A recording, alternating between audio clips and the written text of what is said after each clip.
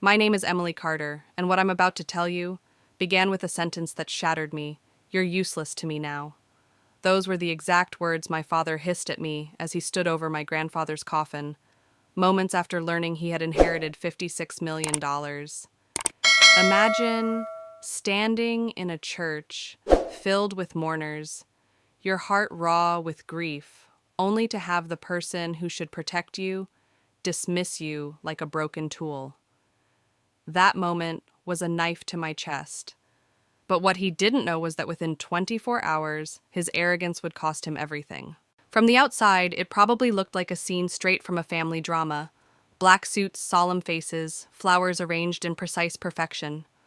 But inside me, a storm raged. I was 32 years old, sitting in the front pew, clutching a crumpled tissue, when the man who had barely raised me transformed into a multimillionaire overnight. The look in his eyes wasn't relief, wasn't sadness, it was victory.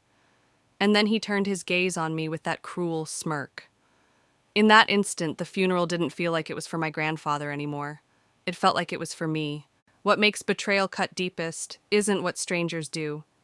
It's when blood, the people you should trust most, twist the knife. That's what my father did. For years I had struggled to earn a single word of pride from him, a nod of approval, any sign that I mattered. But as soon as money landed in his hands, he declared me worthless. He thought the story ended there. He thought the fortune was his to claim without condition. What he didn't know, what he could never have guessed, was that my grandfather had left behind more than money.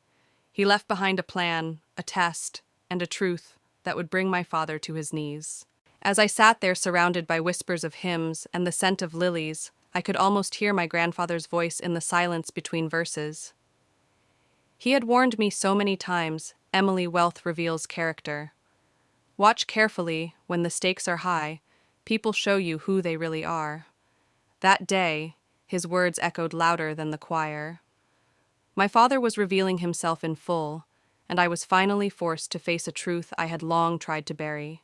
I remember gripping the wooden edge of the pew so tightly that my knuckles turned white. I wanted to scream, to demand how he could be so heartless, but my voice stuck in my throat. Instead, I swallowed the pain, pressing it deep inside, where only I could feel it. Because even then, something inside me knew this wasn't the end of my story. This was just the beginning. And maybe that's why you're here listening. Because betrayal, greed, the hunger for power, these are not just my battles, they're universal. Many of you watching know what it's like to be underestimated, pushed aside, treated as if you don't matter. Maybe you've had someone in your own family look at you like you were expendable. If you have, you already know the fire it sparks. So stay with me. In the next hour, you'll hear how a single day turned my world upside down, how I went from being thrown out of my home with nothing but a suitcase, to holding the keys to everything my father thought he owned. This isn't just a story about inheritance or revenge. It's about truth, justice, and what it means to find your own worth, even when the people closest to you try to erase it. And before I go any further, tell me, where are you watching from right now? Drop it in the comments below. I want to know who's out there listening, because stories like mine aren't just entertainment, they're reminders. And if this hits something inside, you don't forget to subscribe so you don't miss the rest of this journey. Because trust me, what's coming next will leave you stunned. After that devastating moment at the funeral, I couldn't stop replaying my childhood in my mind, the years that had led to this brutal dismissal. My mother died when I was only 8.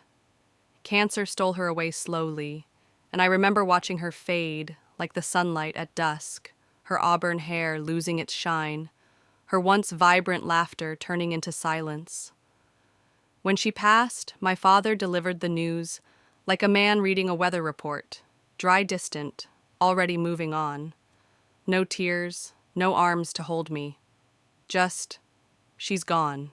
That night, while I cried myself to sleep, my grandfather William came into my room and tucked me in.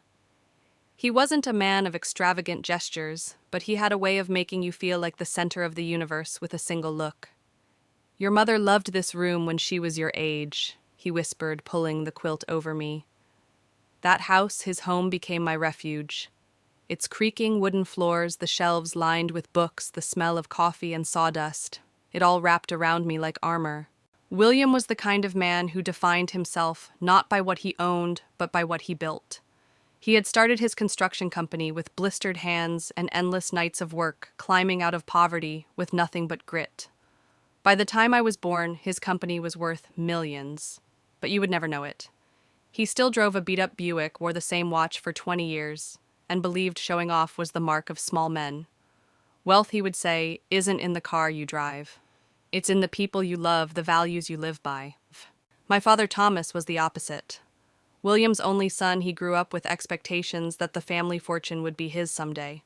But instead of inheriting William's humility, he inherited entitlement. He worked in the company, yes, but employees barely respected him. I overheard once a supervisor telling William, "Your son has book smarts, but no heart." Even as a child, I felt that tension. When Dad did come to my school, plays he'd leave before the curtain fell, muttering about meetings. It was Grandpa who sat proudly in the front row, snapping photos with his old camera, cheering the loudest. That difference shaped me. When I got into college studying business administration at the same school my father attended, I told him excitedly, "See, Dad, I'm following in your footsteps." I wanted him to be proud. Instead, he said, "It's practical. You'll have financial security, nothing more. No warmth, no pride." It was William who took me out to dinner, who gave me a leather-bound journal with words inscribed inside the cover. To see the true measure of a person, watch how they treat others when they think no one is looking. I clung to that wisdom. It became my compass.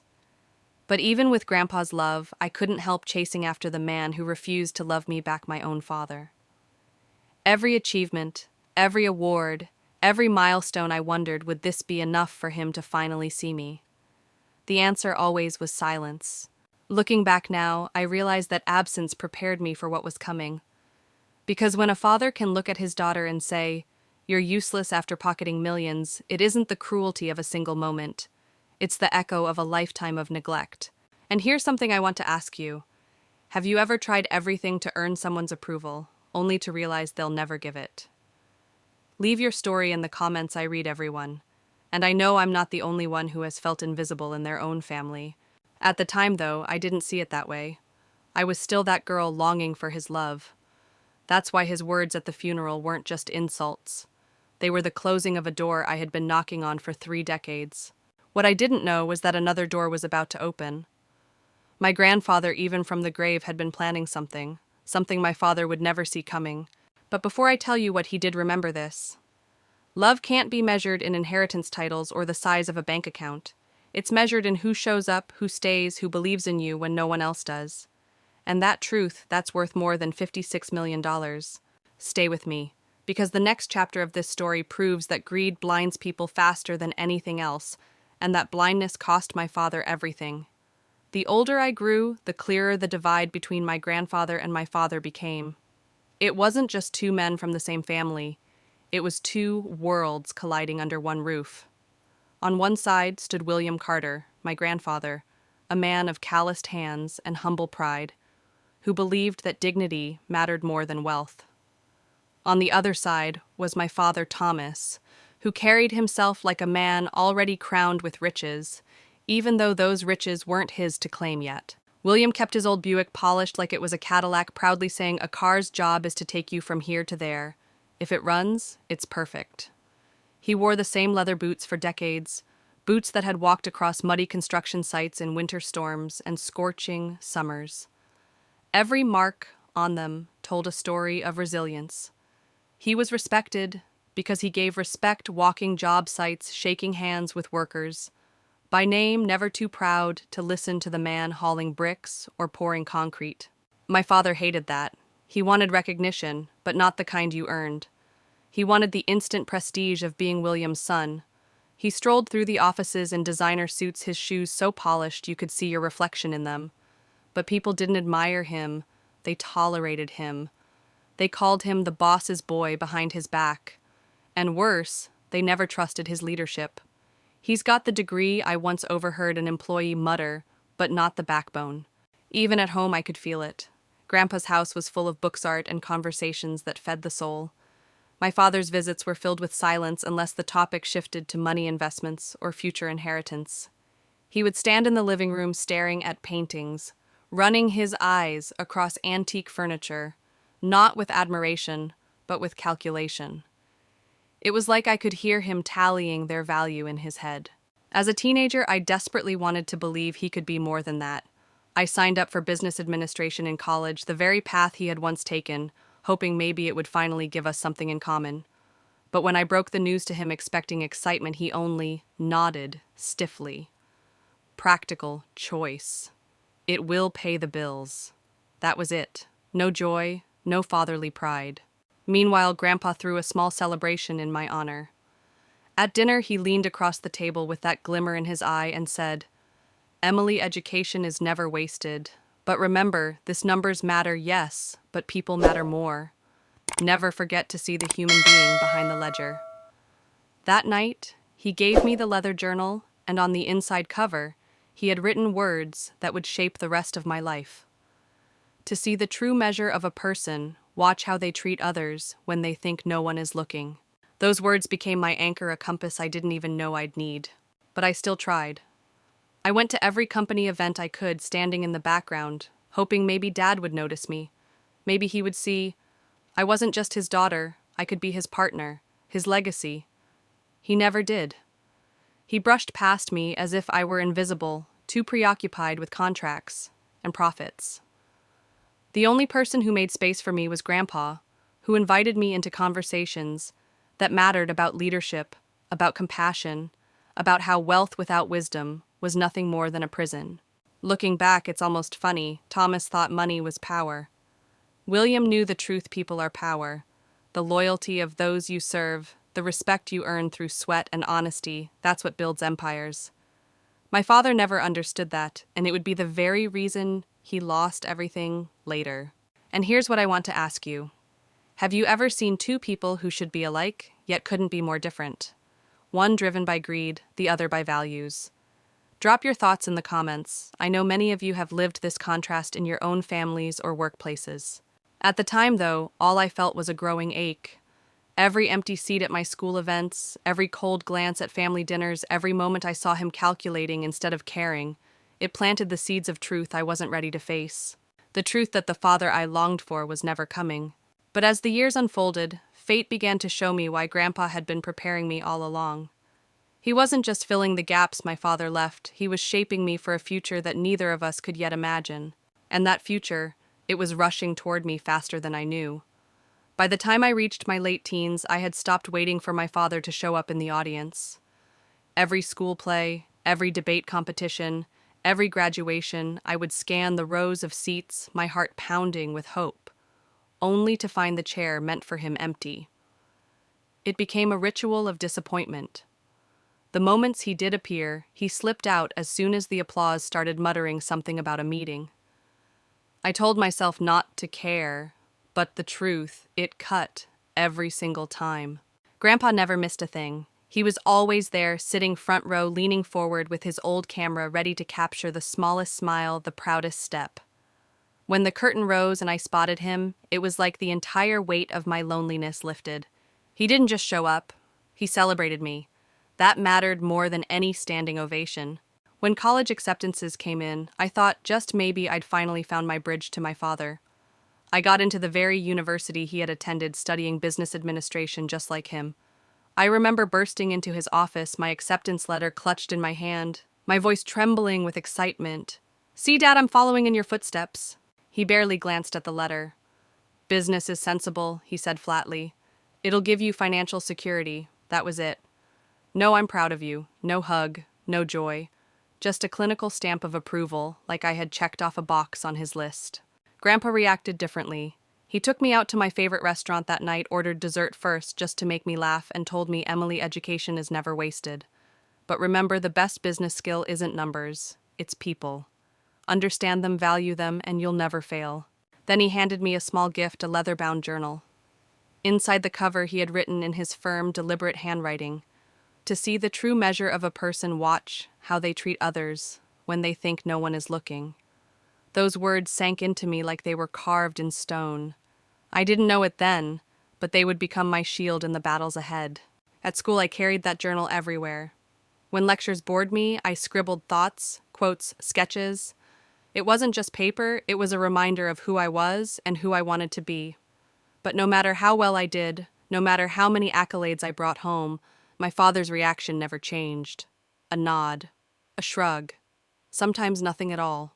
There was one night I'll never forget. I had just received an academic award, one of the highest in the program. I called him, expecting, even praying that he'd pick up and say something, anything. He didn't answer. Later I found out he'd been at a client dinner, toasting a deal. My name, my accomplishment, hadn't even crossed his mind. Grandpa, on the other hand, had framed the certificate before I even got home. He hung it on the wall in the study right above his desk. "So you'll always see it," he told me with a wink.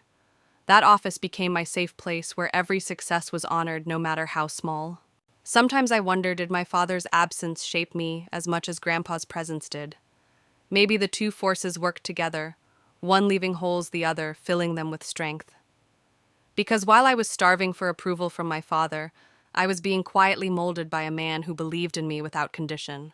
And here's something I'll ask you directly.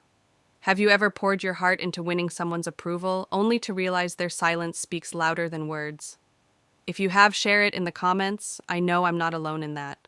Looking back now, I see the pattern clearly. My father was never going to change. His love, his pride was always conditional, and I was never going to meet those conditions. But Grandpa's love, it had no conditions. He was teaching me to stop chasing someone who would never come around, and to start standing in my own worth. At the time, though, I didn't fully grasp it. I was still running after scraps from my father while missing the feast my grandfather was laying in front of me every day. But life has a way of revealing truths we try to ignore, and soon tragedy would force me to see my father for exactly who he was and to decide once and for all whose legacy I would carry forward. When I got the call that Grandpa had been diagnosed with congestive heart failure, the world seemed to tilt sideways. I was 28, finally building a career in marketing with a growing client list and a rhythm that felt stable. In one breath, it all changed. The doctors gave him 6 months, maybe less. 6 months to hold onto the man who had been my anchor since childhood. 6 months before the silence of his absence would echo through the house we had shared for decades. I didn't hesitate. I packed up my apartment, told my clients I would work remotely, and moved back into the creaky old house, the one place that had always felt like home. My desk was set up in the living room just a few steps away from Grandpa's chair so I could keep working, while also keeping an eye on him. Caring for him wasn't a duty, it was a privilege. He had carried me through my darkest days. Now, it was my turn to carry him. But as Grandpa's health declined, something else changed. My father started showing up. Not occasionally, not in the detached way he always had, but weekly. Sometimes twice a week.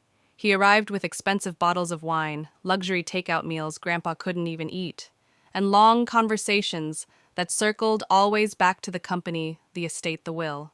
To an outsider, it might have looked touching a son reconnecting with his father in the twilight of life. But I saw it for what it was. Every question he asked was framed with calculation. Have you finalized the Jefferson contract? What's the plan for the estate? Dad, do you think the house will stay in the family? Grandpa noticed too. One evening after Dad left, he squeezed my hand with what little strength he had left. People show you who they are, Emily. It isn't your job to make excuses for them. His voice was tired but steady. I wanted to believe Dad's presence meant something real. That he had finally realized time was slipping away and was desperate to mend what was broken. But the truth sat heavy in my chest. He was circling like a vulture waiting for the inevitable. The caregiving itself was grueling. I learned to administer his medication check. His oxygen levels read the signs of a good day versus a bad one. The hospice nurse came a few times a week, but the bulk of it was on me. And yet even in those weary nights when I slept on a cot beside his bed, Grandpa's mind was sharp as ever.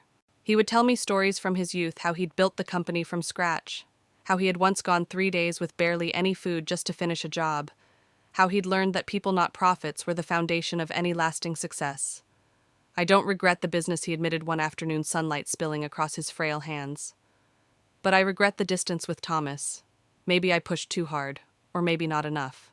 I would read to him in the evenings Hemingway Steinbeck biographies of leaders who had left their mark. Sometimes he'd interrupt with an insight, other times he'd just close his eyes and smile faintly, letting the words wash over him. Life is a collection of stories, he said once. Make sure yours is worth telling. Those months were bittersweet. They were heavy with sorrow, yes, but also luminous with the kind of intimacy only possible when time is running out. The garden became our sanctuary. He'd sit in his wheelchair pointing out which roses needed pruning, reminding me that everything worthwhile takes time, and that includes people. Meanwhile, my father's visits grew bolder. He started bringing company files, asking Grandpa to review contracts, pushing for signatures. I pushed back, reminding him the doctors had warned against stress. He brushed me off. Dad needs to stay connected to what he built. But I could see it, his eyes weren't filled with care. They were filled with hunger. Hunger for control, for ownership, for the empire he thought was rightfully his. And here's where I want to ask you. Have you ever seen someone suddenly show up when money enters the picture, when there's something to gain? Leave a comment below if you have, because I know many of you understand that bitter realization. What I didn't know then was that Grandpa was already several steps ahead. He had been meeting privately with his lawyer, Harold Jenkins, preparing something none of us could yet see. And while my father plotted how to secure the inheritance, my grandfather was quietly rewriting the future. It started quietly, almost imperceptibly, the way most decisive moves in life do. Grandpa began meeting with his lawyer, Harold Jenkins, more often. Harold wasn't just a lawyer. He'd been with our family for decades, as much a confidant as a legal advisor. I had known him since I was a child, and when he walked into the house with his worn leather briefcase and calm, deliberate manner, I knew something important was unfolding. One evening after another of my father's overly eager visits, Grandpa asked me to help him into his study. His body was frail, but his eyes still carried that same sharp glint. "Emily," he whispered, "call Harold. It's time." I did as he asked. The next day Harold arrived, and the two of them locked themselves away in the study for 3 hours. I could hear the low hum of voices through the door, sometimes hushed, sometimes firm. Every fiber of me wanted to press my ear to the wood, but I didn't. I knew this was something Grandpa had to settle on his own terms. When Harold finally emerged, his face carried a subtle, knowing smile. He patted my shoulder. "Your grandfather is a wise man, Emily. Always has been." Then he left without another word. That night, as I adjusted Grandpa's pillows, he looked at me with unusual intensity. "Promise me something," he said. "Promise me you'll live by your values, not anyone else's expectations." "I promise," I whispered. "And one more thing," he added, his voice suddenly strong despite his failing body. "Don't worry about your future. I've made sure you'll be taken care of." I thought he meant emotionally, spiritually. I had no idea how literal his words really were. As the weeks passed, Harold returned several more times. Each meeting was private. Sometimes I'd hear Grandpa's voice rise firm and commanding, as though he were carving the words of the future into stone. Once I caught a fragment through the door, "He needs to learn. This is the only way." It sent a chill down my spine. I didn't know exactly what he meant, but I understood the weight behind it. Meanwhile, my father kept circling. He brought contracts, documents, endless talk about profit margins. His charm offensive intensified. To anyone watching, it might have seemed like devotion. To me, it looked like desperation dressed as duty. And Grandpa knew it too. The irony is, while my father thought he was closing in on his prize, the reality was that he was digging his own grave. Grandpa had anticipated every move, every selfish impulse, every shortcut. He was constructing not just a will, but a trap, one so precise that Thomas would never see it until it was too late. Looking back, I realize now that this was Grandpa's final lesson. He had spent his life building structures meant to last, bridges, buildings, homes.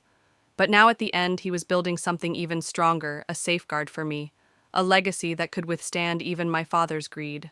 I still remember one afternoon in particular. Grandpa was too tired to sit up, so I read to him from his favorite biography, Theodore Roosevelt. When I paused, he smiled faintly and said, "Emily, leadership isn't about who gets the spotlight. It's about who takes responsibility when the lights go out." At the time, I thought it was just another lesson in a long line of wisdom. But later, I would realize he had been preparing me to lead something much bigger than I had ever imagined. And here's where I want to pause and ask you, do you believe people can change when money is involved? Or do you think wealth only magnifies who they already are? Tell me in the comments. I want to hear your perspective because I've seen both, and the difference can be life-changing. By now it was clear Grandpa wasn't just signing papers. He was crafting an inheritance with teeth one that would test my father's true character. And deep down, I think Grandpa already knew how it would play out. The question wasn't whether my father would fail the test. The question was how quickly. The morning of the funeral dawned gray, the kind of sky that seems to press down on you heavy and unrelenting. Clouds hovered low, threatening rain that never quite came, like tears that refused to fall. I dressed in black, choosing the simple dress Grandpa had once complimented. Elegance doesn't shout, he had told me. That day, I wanted to honor him in silence, not spectacle. The church was packed beyond capacity. Employees who had worked decades for him, clients who had become friends, neighbors who remembered his kindness, all came to say goodbye. It should have been a day to remember his humanity, his humility, the love he gave so freely. My father saw it differently. He arrived with his assistant in tow, a young man scribbling names of attendees, whispering which guests held influence, which connections could be useful. My father shook hands briskly, eyes darting to the pews as though tallying potential business deals. I sat at the front clutching tissues and trembling hands, trying to block out his presence. When it came time for eulogies, my father spoke first. His words were smooth, polished, rehearsed phrases like financial stewardship, market leadership, and strategic legacy. He praised William Carter not as a father, not as a man, but as a CEO. Every sentence felt like a press release, cold and bloodless. The congregation clapped politely, but I could see the confusion in their eyes. It was as though he had buried the man and replaced him with a balance sheet. Then it was my turn. My legs felt like stone as I walked to the podium. My hands shook, but when I looked out at the faces grief-stricken and waiting, I felt Grandpa with me. My grandfather measured wealth not in dollars, but in moments. I began my voice, quivering, but strong. He taught me that true legacy isn't found in buildings or contracts. It's in the love you leave behind, the lives you touch. I told stories of Sunday mornings making waffles from his mother's recipe, of our talks in the garden, where he taught me that patience reveals beauty, of the nights he asked me to read to him when his strength was gone. I spoke of his laughter, his resilience, his relentless faith in people. By the time I finished, the silence was thick with emotion. People dabbed their eyes, some nodded, and for the first time in my life I felt like I had given something back to the man who had given me everything. As I stepped down, I noticed an older gentleman in the back row, silver hair combed neatly, posture straight. At first I didn't recognize him, but when he approached me afterward, I realized it was Harold Jenkins. "A beautiful service," he said warmly, taking my hand. "William would have been proud." Then he handed me his card. "Tomorrow, 2:00. The reading of the will. Please don't be late." My father overheard and immediately inserted himself into the conversation. "I'll be there," he said briskly, "and I trust the company transfer papers will be ready." Harold's expression shifted, neutral, professional. "All relevant documents will be presented, Mr. Carter." The formality of his tone was sharp, almost cutting, compared to the kindness he'd shown me. The reception afterward was held at Grandpa's home. Caterers had arranged elegant trays, soft music played, and people shared stories of the man who had touched their lives. I moved through the crowd in a daze, thanking them, listening, remembering. My father, meanwhile, cornered businessmen in hushed conversations, phrases like restructuring opportunity and leadership transition slipping from his lips. Even here, surrounded by grief, he was already rebranding William Carter's death as a corporate event. When the last guest left, the house was quiet again. I began cleaning, needing movement to steady the storm inside me. That's when my father appeared in the study doorway. His voice was cold, matter-of-fact. "You should pack your things tonight." I froze. "What?" "This house belongs to the CEO. That's me. You've been a guest here long enough. Tomorrow, after the will is read, I'll be moving in. You'll need to find your own place." The words slammed into me harder than the funeral had. That house wasn't just walls and floors. It was the only real home I had ever known. Every memory of my mother, every lesson from Grandpa, every piece of my childhood, it all lived there. And he was discarding me from it, as if I were nothing more than old furniture. That night, sleep wouldn't come. I lay awake in my childhood bedroom, staring at the ceiling, tears soaking the pillow. I wasn't just mourning Grandpa anymore. I was mourning the last threads of hope that my father could ever be anything but what he was, a man who valued money above blood. But even then, I didn't know the twist waiting for me the next day, a twist that would change everything. The next morning, the house felt unbearably heavy, as if the walls themselves knew what was coming. I moved through the hallways one last time, touching the banister. I used to slide down as a child, brushing my fingers against the pencil marks on the wall where Grandpa had tracked my height year after year.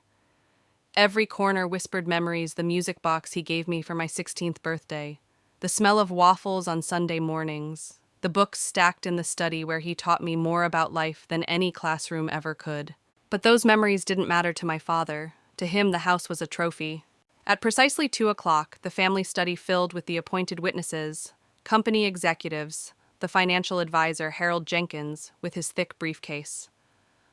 My father had already positioned himself behind the desk, a smug smile pulling at his mouth as if sitting there made him king already. I took a seat in the corner, clutching my hands in my lap, trying to steady my breathing. Harold adjusted his glasses, cleared his throat, and began. I will now read the last will and testament of William Carter. At first it was formalities, funeral arrangements, small gifts to loyal employees. My father tapped his pen impatiently, clearly waiting for the main act, and then it came. To my son Thomas Carter, I leave Carter Construction, the family estate and all assets therein, valued at approximately $56 million. My father straightened instantly, his eyes gleaming with triumph. Executives murmured congratulations. He nodded graciously, but the smugness in his posture was undeniable. For me, the words hit like a hammer. I wasn't mentioned, not once. After everything, after years of devotion, sacrifice, love, it was as if I didn't exist. Still, Harold read on. Charitable donations, smaller provisions, details of business transitions. My father barely listened. By the time Harold closed the folder, Dad was already buttoning his jacket, rising with the authority of a man who believed the world was finally his.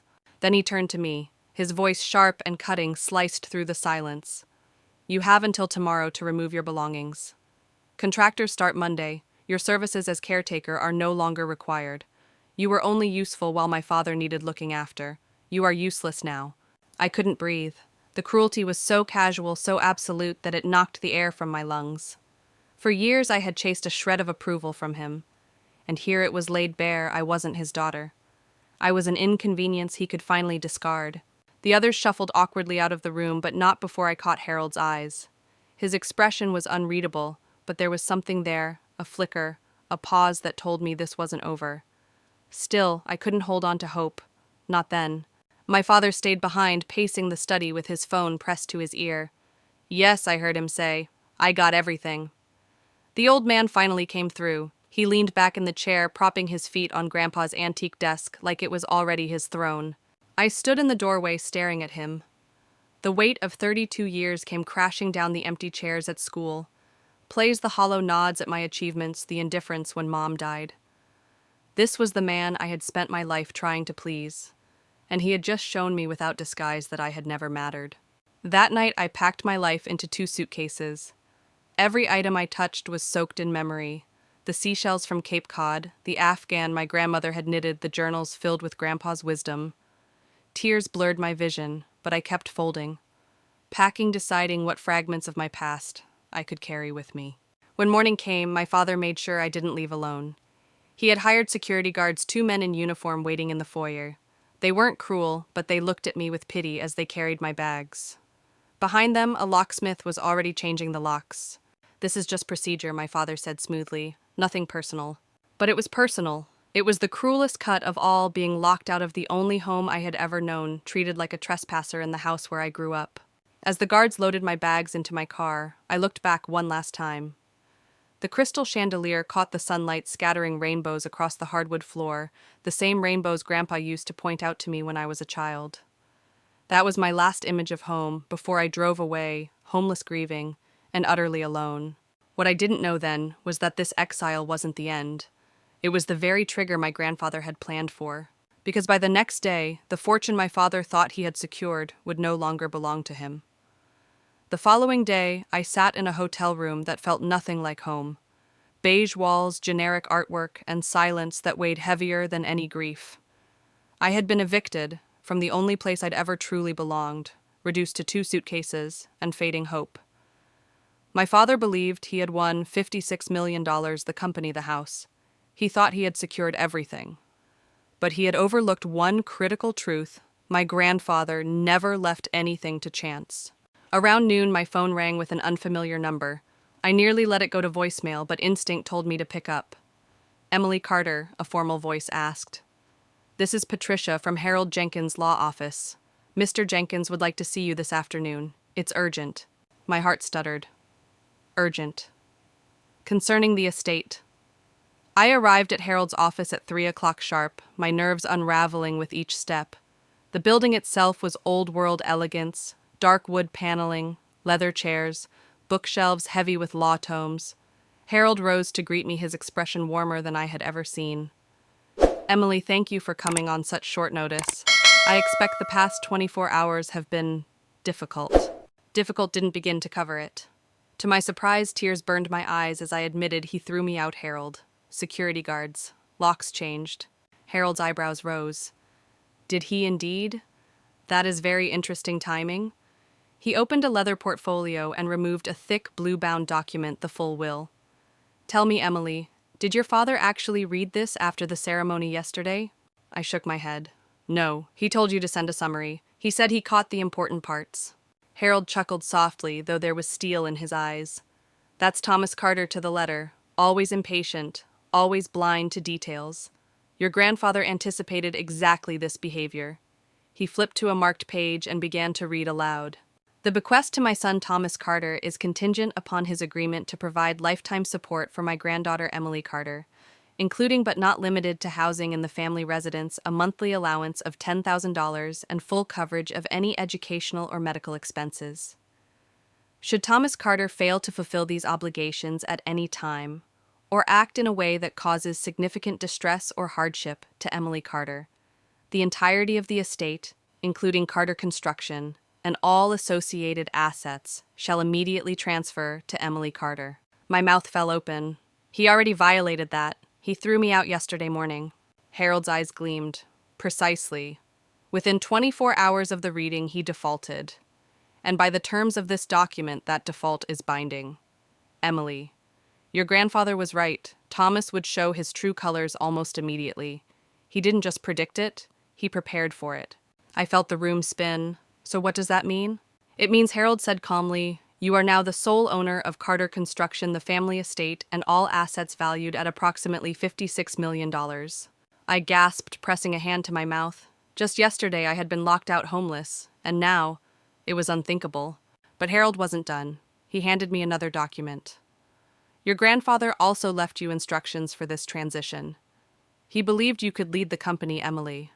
He wrote detailed recommendations for how to retain the executive team, which mentors to trust, and what steps to take in your first year. He left nothing to chance. Tears welled in my eyes, not of grief this time, but of gratitude. For the first time in days, I felt seen, protected. Grandpa hadn't abandoned me at all. He had orchestrated the perfect justice, timed to reveal itself exactly when I needed it most. And yet Harold's words echoed with a darker weight Thomas doesn't know yet. His reaction will be enlightening. For a moment I pictured it, my father's smug certainty crumbling when he realized his fortune was already gone. But beneath the flicker of satisfaction, there was a deeper current fear. Because inheriting a company wasn't just a windfall, it was a responsibility, and now it was mine. Harold closed the portfolio with finality. Emily, your grandfather built this empire with his own hands. He has entrusted it to you not because you chased profit, but because you understood people. That is the true foundation. I left the office with shaking hands, clutching the keys Harold had pressed into my palm. By the time I stepped out onto the street, the world felt different. Yesterday I had been a daughter discarded. Today I was the heir. But the story was far from over. Tomorrow I would face my father. And when I did, he would learn that the empire he thought he controlled was no longer his at all. And that's where I'll leave you with a question. What would you do if overnight you inherited everything that someone tried to take from you? Think about it, because my father was about to find out exactly what I would do. By the time I left Harold's office, the weight of the news pressed on me like both a blessing and a burden. One day earlier, I had been forced out of my childhood home with nothing but 2 suitcases. Now, with a single clause my father had ignored, I held everything: the house, the company, the fortune. But as powerful as that revelation was, it didn't erase the sting of how I had been treated, how my own father had thrown me out like a stranger. That memory burned, and it would not fade easily. That evening I returned to the hotel, my mind racing. I replayed every moment from the last 24 hours, his smug face at the wheel reading the security guards in the foyer, the sound of locks being changed while I stood helplessly on the staircase. Those images weren't just memories, they were evidence. And by violating the will so openly, my father had handed me the keys to his downfall. The next morning, I packed my bags again, this time not to leave, but to return. At 5 o'clock sharp, I met with the private security company Harold had recommended. 3 officers arrived in a van, professional and steady, carrying documents and equipment. I showed them the proof Harold had given me, the signed, notarized clause of the will transferring all assets to me. They nodded, respectful. "We'll inform the current occupant," the lead officer said, "and we'll begin changing the locks back immediately." My heart hammered as we drove up the circular driveway. My father's black Mercedes was parked at the entrance, gleaming in the fading light. He was home. The officers followed me to the door, and when it opened, Thomas stood there, annoyance flickering across his face until he saw me. "What is the meaning of this?" he snapped. The officer stepped forward. "Sir, by legal order, this property has transferred ownership to Ms. Emily Carter. We are here to update the security systems at her request." His face flushed disbelief, morphing into rage. "That's ridiculous. I am the owner. I inherited this house yesterday." I took a deep breath, my voice calm but resolute. "There was a condition in the will, Dad. You broke it when you evicted me. The house and everything tied to it is mine now." He staggered back a step as though the words were physical blows. "That's impossible. Harold would have mentioned something that significant." "You told him to send a summary," I reminded him. "You didn't read the full document." For the first time I saw fear crack through his arrogance. His mouth opened, closed, then twisted in denial. "This is some trick. You and Harold cooked this up." "It was written and notarized months ago," I said quietly. "Grandpa knew exactly what you'd do. He gave you one chance to prove family meant more than fortune. You failed within 24 hours. The officers moved through the house, methodical, replacing locks and updating codes. Every clink of metal sounded like justice being nailed into place. My father stood in the study, his hands gripping the desk, his face pale. "This is my house," he muttered, but even he didn't sound convinced. "Not anymore," I replied. "It's mine. You did this to yourself." The lead officer returned, holding a new set of keys. "Ms. Carter, the house is secure. Where would you like these delivered?" I took them, the weight of the keys pressing into my palm like proof that this wasn't a dream. For years I had been invisible, dismissed, discarded. Now I was the one standing in control. My father stared at me, his eyes stripped of their usual superiority. For the first time in my life, he looked lost, defeated. "You can't do this to me," he said, but his voice cracked like a question instead of a command. "I didn't do this," I said softly. "You did." He didn't answer. He just sank into the leather chair, staring at nothing, while the world he thought he had conquered slipped through his fingers. That night I walked through the halls of the house alone, new keys clutched in my hand. Every creak of the floorboards sounded different, like the house itself was welcoming me back. But beneath the relief, I felt a storm building. Tomorrow, Harold had arranged something even bigger, a confrontation my father wouldn't be able to escape. Because Grandpa hadn't just left behind a will. He had left behind words, and soon both of us would hear them. The following morning, I arrived at Harold Jenkins's downtown office 15 minutes early. My stomach churned with nerves, not because I doubted the legality of what had happened. Harold had made that crystal clear, but because I knew my father. He would not accept this quietly. He would fight, argue, twist words until they bent in his favor.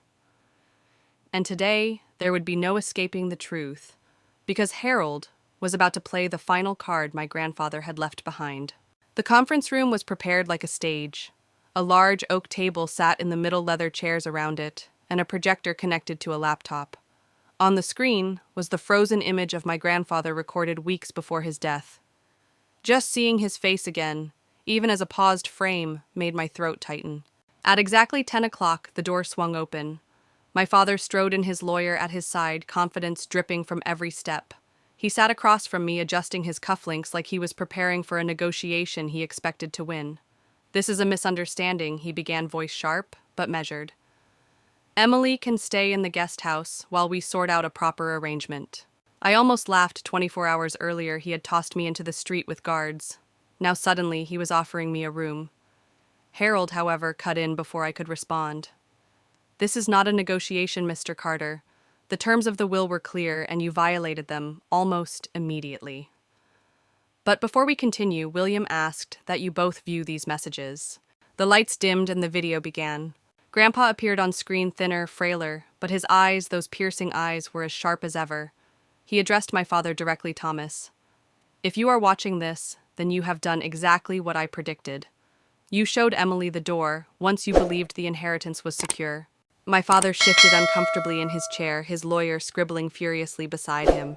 "I've watched you chase wealth your entire life," Grandpa continued, his voice steady. "No deal, no house, no amount of money ever filled the emptiness in you. So I gave you one final test, one chance to prove that family meant more than fortune, and you failed. You failed not just me, but your daughter, the only child you'll ever have. You've treated her with coldness her entire life, and now you've proven you cannot change." The silence in the room was suffocating. My father's face flushed red, but he said nothing. Grandpa leaned closer to the camera. "I built Carter Construction from nothing. My hands bled on the first foundations. I worked alongside every crew. This legacy was never meant to be a monument to greed. That is why it now belongs to Emily. She understands what you never did, that people matter more than profit. Thomas, this is not punishment. It is the natural consequence of your choices. You valued money above relationships. Now you have neither." The screen went black. For a moment no one moved. My father's jaw clenched, but the defiance in his eyes flickered.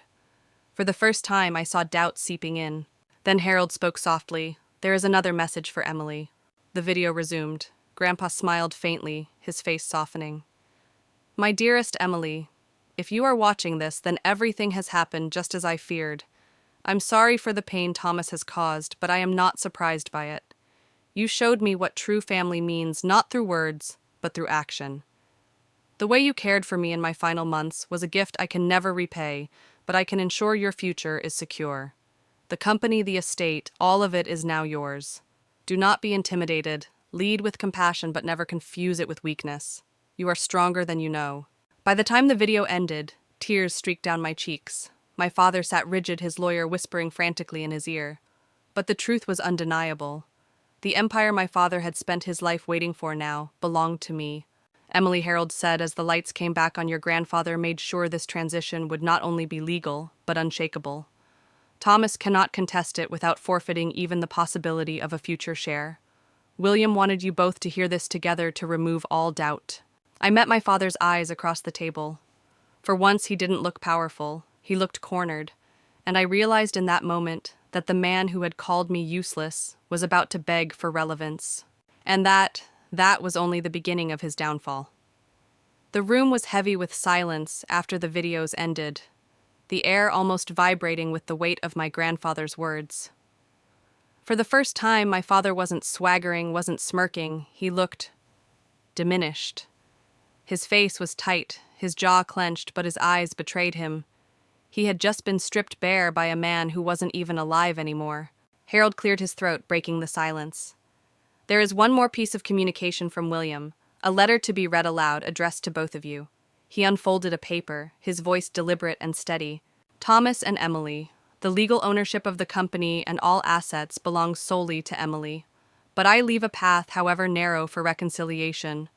If Thomas demonstrates genuine change and contributes meaningfully to the company for no less than 2 years, then Emily may, at her sole discretion, share a portion of ownership with him. This decision belongs entirely to Emily and must come from authentic relationship, not obligation or manipulation." Harold folded the letter and looked directly at my father. That concludes William's final words. For a long moment no one spoke. Then my father finally leaned forward, his tone stripped of its usual superiority. This can't be legal." Harold's reply was calm, almost clinical. "It's airtight. Your father and I drafted it carefully. You chose not to read the complete document. That choice was yours, Mr. Carter. I watched my father sink back in his chair. The fight in his posture faltered, though his lawyer whispered urgently at his side. For the first time I saw something I had never seen in him before: desperation. Then his gaze turned to me, sharp but pleading. Emily, be reasonable. I'm your father. You don't know the first thing about running a construction company. This company has been in my future for decades. You need me. I took a breath, steadying my voice. Grandpa believed in me. He prepared me for this. And he left you a chance, a path back. But it's not about the company. It's about whether you can truly change. His face twisted, shifting from desperation to charm in a blink. I can change. I'll show you. Let me move back into the guest house and we can run the company together, father and daughter, just like it should have been all along. It was almost laughable. 24 hours ago, he had thrown me out with guards. Now he was begging for a place on the property. I shook my head slowly. Not now. I need space to establish myself as the new owner. If you want a relationship, it can't be built on you pulling strings through the company. His eyes hardened for just a moment, and I glimpsed the real man beneath the performance. You're making a mistake, he warned. The board respects me. The clients know me. They won't accept you. Harold interjected smoothly, his timing precise. Actually, Mr. Carter, the board has already been informed of the transition. William spoke to each of them individually over the past year. They have all pledged support for Emily. The transition will be seamless. That revelation hit my father harder than anything else. His eyes widened, realization dawning that his father had outmaneuvered him in every possible way. His entire plan, years of waiting circling like a hawk, had been undone in a single stroke. He stood abruptly, his chair scraping across the floor. This is not over. I'll contest the will. Harold's tone didn't waver. You are free to try. But there is a no contest clause. Any legal challenge will immediately forfeit your remaining opportunities, including the path William left open for you. My father froze. His lawyer placed a hand on his arm, murmuring, We should discuss options privately. He didn't look at me as he stormed toward the door. For the first time, he didn't have a comeback, just silence. I sat there, hands trembling slightly, but my heart steady. For decades, I had been the one shrinking in his presence, desperate for his approval. Now it was different. Now the balance of power had shifted. And yet there was no triumph in it, only the heavy realization that winning against my father wasn't victory, it was survival. Harold closed the folder, his voice gentle now. Your grandfather wanted Thomas to face the truth. He also wanted you to know this. You are not defined by his choices. You are defined by your own.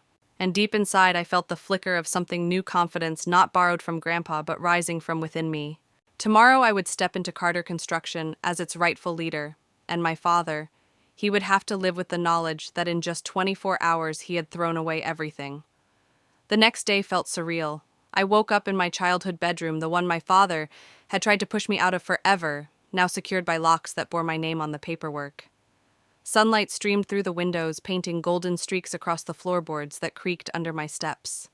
For the first time, the house felt truly mine. Not borrowed, not conditional.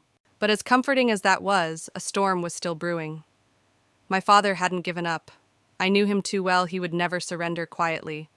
And sure enough, by the end of that very week, he appeared at the front door, unannounced. Gone was the sharp arrogance from before. Instead, he stood there, with an expensive bottle of wine in one hand. His smile practiced, his eyes restless. I thought we could talk, he said, father to daughter. I hesitated but opened the door. We sat in the living room, the wine unopened on the table between us. He leaned forward, trying to look vulnerable. Emily, I've been reflecting on what your grandfather said. Maybe I was too focused on business. Maybe I lost sight of family. I'd like another chance to be the father I should have been, and to help you run the company. His tone was soft, even convincing, but I'd lived long enough under his shadow to recognize performance. Still, I didn't dismiss him outright. Grandpa's letter had left a path open, and I intended to honor that, even if I didn't trust him yet. If you want to rebuild a relationship, I said, carefully, it has to start separate from the business. Maybe family dinners, just us, no contracts, no deals. He smiled, but it didn't quite reach his eyes. Of course. But Emily, you have to admit the company is complicated. You're new to this world. I could guide you through it. The Jefferson contract alone requires delicate handling. There it was, the real reason for his visit. Not reconciliation, not love, Control. I straightened, meeting his gaze. The Jefferson contract is handled. I met with Robert Jefferson yesterday and restructured the timeline to meet their budget. He appreciated being treated like a partner instead of just a profit margin. His eyes widened in surprise. You met with Bob personally? He rarely takes meetings below executive level. Apparently he made an exception, I said calmly, for William Carter's granddaughter. The silence that followed was heavy. For the first time I saw my father realize I wasn't just playing house. I was leading. Over the following weeks, his visits became more frequent, each attempt a different performance. One day he arrived with old family photos, trying to stir nostalgia. Another time, he showed up with a friend from the industry, hoping to leverage connections. Sometimes he even feigned frailty, hinting at health problems, fishing for sympathy. Each time I listened politely, each time I held my ground. Because here's the truth, every conversation eventually circled back to the same point, how he could wedge himself back into the company. And every time I saw the same flaw. He wasn't interested in reconciliation, he was interested in regaining control. Yet, I didn't shut the door on him completely. My grandfather's voice echoed in my head. Leave a path, however narrow, for reconciliation. So I did. I gave him opportunities not for power, but for trust. Invitations to dinner. Chances to prove that he wanted me, not just my inheritance. But trust cannot be faked, it has to be earned. And here's where I'll open the loop for you. Have you ever dealt with someone who changed their mask depending on what they wanted from you? Who seemed sincere one moment, but whose actions always betrayed their true intent? Share your thoughts in the comments, I know many of you have lived this. The more my father pushed, the more I realized Grandpa had been right all along. Thomas would reveal himself, again and again, and when he did, I would be ready. Because the real twist, the one my father still didn't see coming, was that every step he took to claw back control only tightened the net Grandpa had woven around him, and that net was about to close. 3 months into my unexpected role as the head of Carter Construction, life had shifted in ways I could hardly process. The first few weeks were chaos, endless meetings with department heads, stacks of financial reports, late nights combing through industry trends I barely understood. But slowly I began to find my footing. My background in marketing became an unlikely advantage. I rebranded the company's presence, strengthened its digital outreach, and restructured communications with clients. What had once felt overwhelming began to feel purposeful. Grandpa's notes guided me like a compass. He had left detailed letters naming which executives could be trusted, which clients valued relationships, and which contracts to renegotiate. At first I thought I would be swallowed whole by the responsibility. But to my surprise, people listened. Employees began approaching me directly with problems. And when I solved them, often with a human touch my father had never offered, I felt something new bloom inside me, confidence. It was during this fragile yet hopeful time that my father made his boldest attempt yet. He showed up uninvited to the launch of the William Carter Foundation, an initiative I created to fund trade education for underprivileged youth. The event was deeply personal, my way of honoring Grandpa's belief that opportunity should never be reserved only for the privileged. Industry leaders, local press, and community partners attended. For me, it wasn't about publicity, it was about planting seeds for the future. But for my father, it was about optics. He arrived in a tailored suit, slipping through the crowd like he belonged there. He positioned himself near me during photos, smiling as if he had orchestrated the whole initiative. He shook hands with donors, praised the mission, even clapped me on the back for reporters as though we were partners. I didn't call him out publicly. The foundation was too important to risk tarnishing with family drama. But inside my stomach churned. This wasn't support, it was theater. He wanted proximity to my success so he could claim it as his own. Later, as the event wound down, he found me at the bar. His voice was low, almost admiring. Clever move with the foundation. Good publicity. I set my glass down and met his eyes. It's not about publicity. It's about honoring Grandpa's values. For once, he seemed caught off guard. He studied me quietly, his brow furrowed. You really believe that, don't you? That business can be about more than profit. I do, and so did Grandpa. For a fleeting second, I saw something shift in him. Maybe recognition, maybe regret.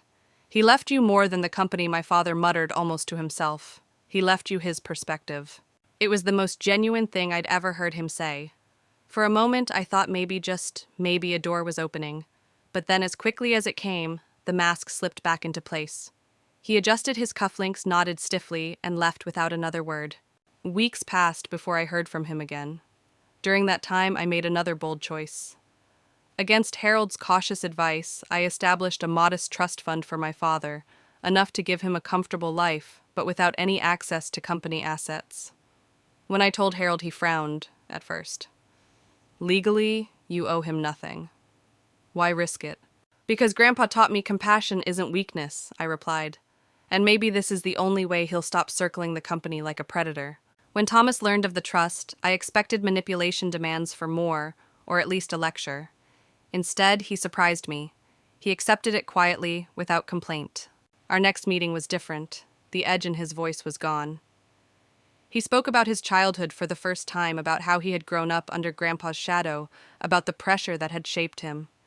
For the first time, I glimpsed him not as a villain, but as a deeply flawed man who had spent his life chasing something he could never catch. It didn't erase the past. It didn't make him the father I had always wanted, but it was a beginning, fragile, uneasy, real. And perhaps that was the strangest twist of all. The man who had once discarded me as useless was now quietly accepting the terms I set. But even as something resembling peace began to form, I knew this story wasn't finished. Because forgiveness doesn't erase scars, and leadership, it doesn't allow you to rest. The future of Carter Construction and my relationship with my father was still hanging in the balance. 1 year after inheriting Carter Construction, I stood at the head of a long mahogany table surrounded by an advisory board I had assembled myself. Industry experts, trusted executives, community leaders, all of them were there to help guide the company forward. And seated among them, almost unrecognizable in demeanor, was my father. It hadn't been easy to get here. The past 12 months had been a whirlwind of late nights, steep learning curves, and constant second-guessing. There were days I wondered if I was in over my head, but every time doubt crept in, I thought of Grandpa's words. Leadership isn't about who gets the spotlight. It's about who takes responsibility when the lights go out. And that's exactly what I had done. Under my leadership, Carter Construction expanded into sustainable building practices, investing in green technologies and community development projects. Clients who had once wavered came back impressed by the company's fresh direction. The William Carter Foundation had already sponsored dozens of students, young men and women, who would have otherwise been shut out of opportunity, now learning trades that could change their lives. For the first time, I felt the company was not just surviving, it was thriving. My father's role in all of this was carefully managed. I had invited him to join the advisory board, a position of prestige, but with limited power. It wasn't control, but it was inclusion. It was in a way the path Grandpa had envisioned, a chance for my father to contribute if he could do so with sincerity. When I offered him the seat, he surprised me. "Thank you," he said quietly. "I won't disappoint you." There was no arrogance in his voice, just weariness. Over the months he showed up, not perfectly, not always selflessly, but enough to suggest that maybe beneath the greed and the ambition, there was still a man who wanted redemption. He asked questions about sustainability, about employee training programs. He listened to the board more than he spoke. And for once in his life, he wasn't the loudest man in the room. But make no mistake, the scars were still there. The memory of being thrown out with security guards, of being called useless, of watching him greedily paw through Grandpa's study the morning after his death. Those wounds would never vanish. Forgiveness, I had learned, didn't mean erasing the past. It meant choosing not to let the past chain you down. And in the quiet moments, I reflected on how far we had come. 2 years earlier, I had been desperate for my father's approval. Now, I no longer needed it. I was building a legacy of my own, one rooted in values Grandpa had instilled in me: integrity, compassion, resilience. On the 2-year anniversary of his passing, I visited Grandpa's grave alone. The headstone was simple, just as he'd wanted. Beneath his name were the words he had chosen. "True wealth is measured in lives touched, not dollars earned." I laid fresh roses at the base, kneeling in the cool autumn air. "You were right about everything," I whispered, about the company, about Dad, about me. My voice cracked, but it wasn't grief, it was gratitude. As the wind stirred the leaves around me, I realized the greatest inheritance Grandpa had left me wasn't the company or the fortune. It was the understanding that leadership was about more than authority, it was about responsibility. That family was defined not by blood, but by love and respect. That strength was measured not by dominance, but by the courage to stand firm in your values. When I drove back to the estate that evening, the house looked different to me. It wasn't a fortress to fight over anymore. It was a home, my home. And as I unlocked the door with the keys my father had once tried to strip away, I felt peace wash over me. Because in the end, I hadn't just inherited a business. I had inherited freedom. Freedom to lead with compassion, freedom to set boundaries, freedom to choose the kind of legacy I would leave behind. And that more than $56 million was the true fortune. Before we close this chapter, I'll ask you one last thing. Have you ever discovered that what you inherited from someone you loved wasn't money, but perspective? If you have, share it in the comments. And if this story spoke to you, don't just click away. Watch the next story I've linked, because it carries the same heartbeat, a battle for dignity, legacy, and the kind of freedom no amount of money can buy. When I look back on everything, the grief, the betrayal, the courtroom precise words of a will that changed my life, I realize the inheritance was never really about the money. Yes, the fortune and the company gave me stability, but what truly mattered was the perspective my grandfather left me. He had built Carter Construction brick by brick, but what he built in me was far stronger: the courage to stand up when others tried to silence me, the compassion to lead even when bitterness would have been easier, and the wisdom to know that family is defined by love, not blood. The house, once a battlefield of wills, has become a sanctuary again. I still walk those halls and hear echoes of Grandpa's voice, teaching me patience in the garden, or reminding me that leadership is about responsibility. The creak of the floorboards no longer feels heavy. It feels grounding. A reminder that roots matter, even if the branches grow in unexpected directions. As for my father, our relationship remains complicated. There are days when old wounds ache, when trust feels too fragile to hold.